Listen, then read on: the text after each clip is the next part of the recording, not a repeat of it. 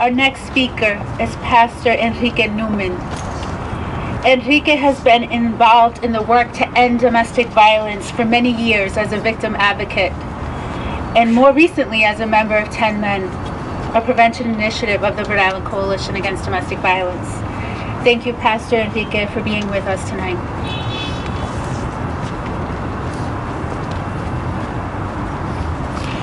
Good evening. Life is one of the most precious gifts that we're given. And when it is taken away, it may seem that all is lost. See, what evil wants to do is to separate us. Evil wants to separate us from our loved ones. Evil wants to separate us from each other. Evil wants to separate us from society. Evil wants to separate us from God.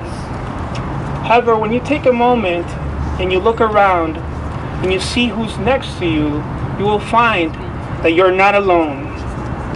There is healing in leaning in each other.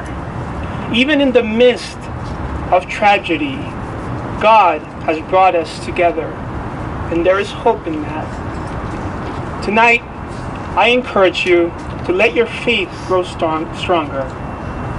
The Bible says in Psalm chapter 23, verse 4, that even though I walk through the valley, the darkest valley, I will fear no evil. And some of you might feel you're in a dark moment, in a dark place. But what I like about that verse is this, that after it says, I will fear no evil, it says this, because you are with me. And God is with you despite your circumstance. And as we gather here today, standing in this vigil, remembering the loved ones that have been lost due to domestic violence, we remember that the Spirit of God is here to comfort you in pain, in sorrow, but also to give you courage and strength to continue.